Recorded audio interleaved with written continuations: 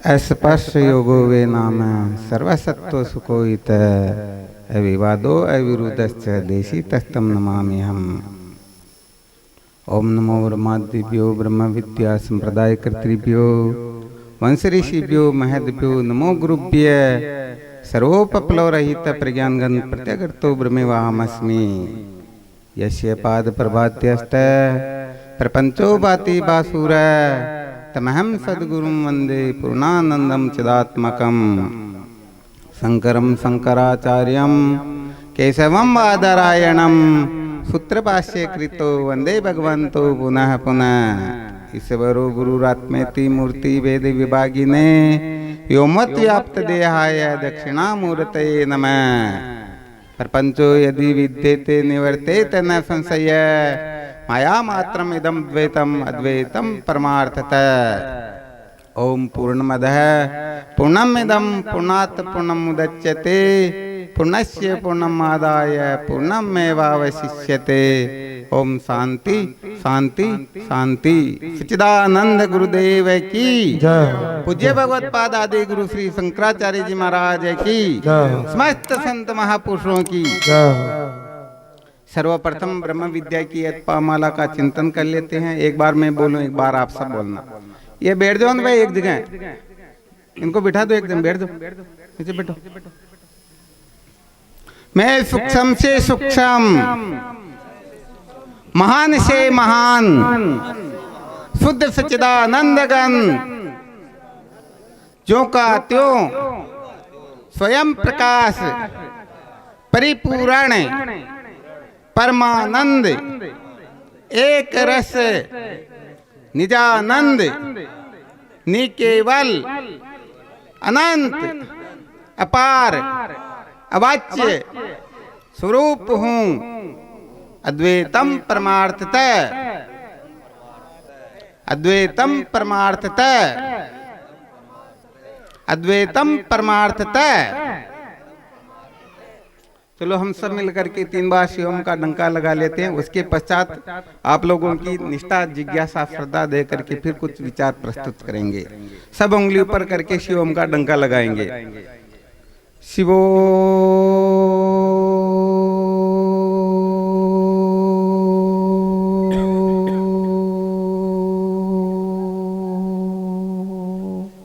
हम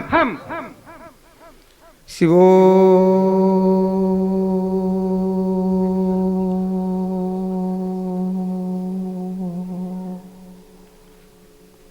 हम एक बार और शिवो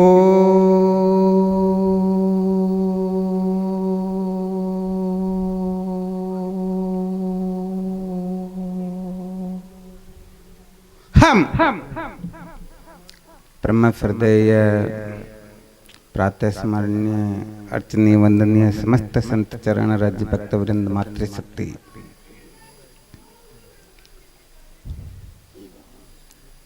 केनोपनिषद की श्रुति का कथन है, यह चेद वेदी दत्त सत्यमस्ति न चेदिहा वेदी महति विनष्टि। अर्थात मानव देह प्राप्त करके यदि कोई सत्य का साक्षात्कार कर लेता है तो समझो उनका जीवन धन्य हो जाता है। और यदि सत्य का साक्षात्कार न करके केवल और केवल मात्र अनात्म पदार्थों में महत्व बुद्धि रख करके अपने जीवन को ऐसे ही व्यर्थ बर्बाद कर देते हैं, उनके लिए श्रुति माता का कथन है उनका जीवन व्यर्थ चला जाता है, उनकी महान हानि हो जाती है। क्या हो जाता है? महान विनाश हो जाता है। किनका? जो सत्य का साक्षात्कार न करके ऐसे ही चले जाते हैं। तो देखो यहाँ पर सर्वप्रथम इस बात को ठीक तरह से समझ लेना चाहिए। ये मानव देह केवल और केवल मात्र सत्य के साक्षात्कार के लिए ही मिला हुआ है। बाकी के जितने भी काम हैं ये सारे के सारे काम 83,99,999 योनियों में भी हो सकते हैं, परंतु ये काम केवल और केवल मात्र इसी योनि में ही संभव है। क्योंकि अविद्या के बंधन से मुक्त होने के लिए जिन साधन संपत्ति की आवश्यकता होती है, जिन श्रोत्रिय ब्रह्मनिष्ठ महापुरुषों की कृपा की आवश्यकता होती है, वह ब्रह्म विचार केवल और केवल मात्र इस मानव देह में ही उदय हो सकता है, अन्यथा हो ही नहीं सकता। वैसे देखा जाए तो जीव मात्र जो है अपने वास्तविक स्वरूप की ओर अन्वय व्यतिरिक न्याय से प्रवृत्त होते ही रहते हैं, परंतु करे तो क्या करे। जैसे केवल उपनिषद की श्रुति कहती है, न कर्मणा न प्रजया न धन त्यागन के मृतत्व मानसु, न तो कर्मों से मोक्ष होती है, न धन से मोक्ष होती है, न भोगों के संपादन से मोक्ष होती है, परंतु ठीक ठीक समझ न रखने वाले इस जगह पर अटक करके पुनरपि जननम पुनरपि मरणम पुनरपि जननी जठरे शयनम अर्थात जन्म मृत्यु की श्रृंखला में भटकते ही रहते हैं। चलो इस बात को सिद्ध करके बता देते हैं। जीव मात्र जो है केवल और केवल मात्र सत्य के साक्षात्कार की ओर ही प्रवृत्त हो रहा है, परंतु अटक जाता है। तो कैसे अटकते हैं, थोड़ा इस पर विचार कर लेते हैं। अच्छा, कभी आपने देखा होगा, चाहे कितना भी बड़ा पहलवान क्यों ना हो, अभी तो रहने दो, पत्थर को जो ऊपर फेंका जाता ना, तो बताओ ऊपर रह जाता है या वापस नीचे आता है? वापस नीचे आता है। दीपक को जलाते हैं तो दीपक की लो जो है ऊपर की ओर ही जाती है। कभी विचार किया क्या पत्थर नीचे क्यों आता और ये दीपक की प्रभा ऊपर की ओर क्यों जाती है? वैसे जो पढ़े लिखे हैं वो केवल मात्र यही बताएंगे, पृथ्वी में जो गुरुत्वाकर्षण शक्ति होती है उससे ये पत्थर नीचे की ओर आता है, परंतु ये अध्यात्म का उत्तर नहीं हुआ। अध्यात्म के अनुसार जब विचार करेंगे, देखो अंश जो होता है वह अंशी की ओर ही आकृष्ट होता है। 10-1 मिनट तो आपको सुनाएंगे। वैसे फूल तो रख दिया, परंतु ऐसे काम चलने वाला है नहीं। तो पत्थर जो है नीचे आता, कारण क्या है? ये पत्थर जो है पृथ्वी का ही अंश है और अंश जो होता है वह अंशी की ओर ही आकृष्ट होता है। दीपक की प्रभा ऊपर की ओर इसलिए जाती है क्योंकि इस दीपक की ज्योति का जो ज्योति जिसका अंश है वह भगवान सूर्य नारायण ऊपर नभोमंडल में स्थित हैं। तो क्या सिद्ध हुआ? अंश जो होता है अंशी की ओर ही आकृष्ट होता है। ऐसे ही ये जीव जो है ईश्वर अंश जीव अविनाशी चेतन अमल सहज सुखराशि। भगवान कृष्ण गीता जी में कहते हैं, ममेव अंशो जीवलोके जीव भूत सनातन, अर्थात ये सनातन जीवात्मा मेरा ही।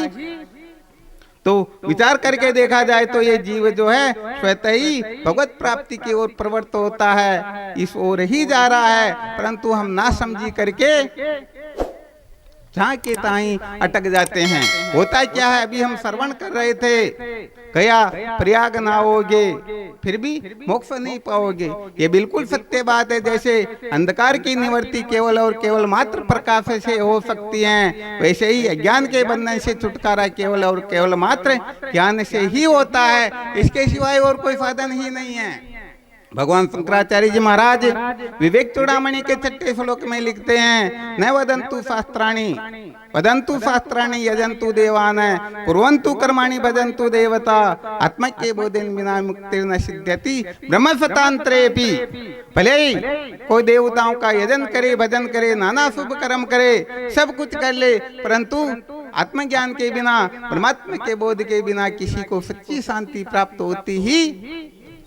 जिस प्रकार से रस्सी के ज्ञान से सर्प की प्रतीति होती है, वैसे ही अधिष्ठान आत्म तत्व के ज्ञान से, अपने स्वरूप के ज्ञान से ये जगत प्रतीत होता है, सारा का सारा बंधन प्रतीत होता है। तो जब तक आत्म तत्व का यथार्थ बोध नहीं होगा तब तक काम चलने वाला। तो यहाँ पर होता क्या है, हम गड़बड़ घोटाला क्या करते हैं, दुखों से मुक्त तो होना चाहते हैं, परंतु दुख का जो कारण है, दुख की जो मूल है, उस मूल को मिटाना नहीं चाहते। जैसे वृक्ष को काट दे, परंतु जब तक मूल नहीं निकलेगी तब तक वह पुनः हरा होता ही रहेगा। एक छोटा सा युक्ति रूप दृष्टांत सुना देते हैं। एक वृक्ष पर बहुत सारी चिड़ियाएं रहती थी। होता है क्या, उसके नीचे एक सर्प रहता, वह सर्प चिड़िया के अंडे और बच्चों को खा जाया करता। हाँ, आप तो इस तरफ ध्यान दो, कोई दिक्कत नहीं। चिड़ियाओं ने एक बार मिलकर के पंचायत की, यदि ऐसा सिलसिला चलता रहा तो ये अपने सारे के सारे वंश को ये सत्यानाश कर देगा, नष्ट कर देगा। किसी न किसी प्रकार से इस सर्प को भगाने का विचार करना चाहिए। तो मीटिंग के अंतर्गत एक प्रस्ताव पारित हुआ और वह प्रस्ताव यह था कि सर्प को बुला लिया जाए, सर्प के आने नेवले को बुला लिया जाए, नेवले के आने से सर्प भग जाएगा और हमारा दुख मिट जाएगा। हुआ यही, नेवले को बुलवाया गया, नेवले के आने से सर्प तो भग गया, परंतु वह नेवला वहीं पर रह गया और वही नेवला चिड़िया के अंडे बच्चों को खाने लग गया। बताओ उनका काम सिद्ध हुआ क्या? अरे श्रुति पुराण बहु कयो उपाई, छूटन ग्रंथि अधिक उड़ जाई। ये जड़ ग्रंथि जो है केवल और केवल मात्र ज्ञान, ये ज्ञान से ही निवृत्त हो सकती है, परंतु हम अनेक उपाय करते हैं और ऐसे ही रह जाते हैं। तो परमात्मा को पूर्ण रूप से जो ठीक ठीक बाहर भीतर से यथार्थ जानने वत जान लेते हैं, सचमुच में उनका ही जीवन धन्य होता है। अच्छी तरह से इस बात को समझ लेना चाहिए। तो परमात्मा को बाहर ही ढूंढते हैं, भीतर नहीं, उनको भी आधा परमात्मा मिलेगा, और जो केवल भीतर ही ढूंढते हैं बाहर नहीं, उनको भी आधा ही परमात्मा मिलेगा। जो परमात्मा को केवल साकार रूप में ही जानना चाहते, प्राप्त करना चाहते हैं, उनको भी अधूरा मिलेगा, और जो निराकार रूप में जानना चाहते हैं उनको भी अधूरा ही मिलेगा। क्योंकि परमात्मा जो है सचमुच में देखा जाए तो साकार भी वही है, निराकार भी वही है, साकार निराकार से विलक्षण भी वही है। इसके लिए भगवत गीता के 13वें अध्याय के 12वें श्लोक को, 7वें अध्याय के 19वें श्लोक को और 11वें अध्याय के 37वें श्लोक को समझ करके विचार कर लेना चाहिए। और जो इस प्रकार से परमात्मा को ठीक ठीक प्रकार से जानते हैं, सचमुच में वे ही अविद्या के बंधन से मुक्त होते हैं। एक बार उड़िया बाबा जी महाराज के सामने कोई आर्य समाज के कोई महात्मा रहे होंगे, जाकर के कहते महाराज जी क्या बात करते हो, परमात्मा तो निराकार है, साकार तो होता ही नहीं। तो उड़िया बाबा जी महाराज ने कहा परमात्मा निराकार है तो साकार कौन, क्या तेरा चाचा है क्या? अरे परमात्मा साकार भी है, निराकार भी है, और साकार निराकार से विलक्षण भी वही है। वह तो ठीक ठीक तरह से गुरुमुख से जो समस्त शास्त्रों के परम तात्पर्य का विचार नहीं करते हैं, अध्ययन नहीं करते हैं, समझते नहीं है, वही प्रांत होते हैं। अतः परमात्मा को जानने वत जान करके ही ये जीव मृत्यु की श्रृंखला का अतिक्रमण कर सकता है। बोलो सच्चिदानंद गुरुदेव की।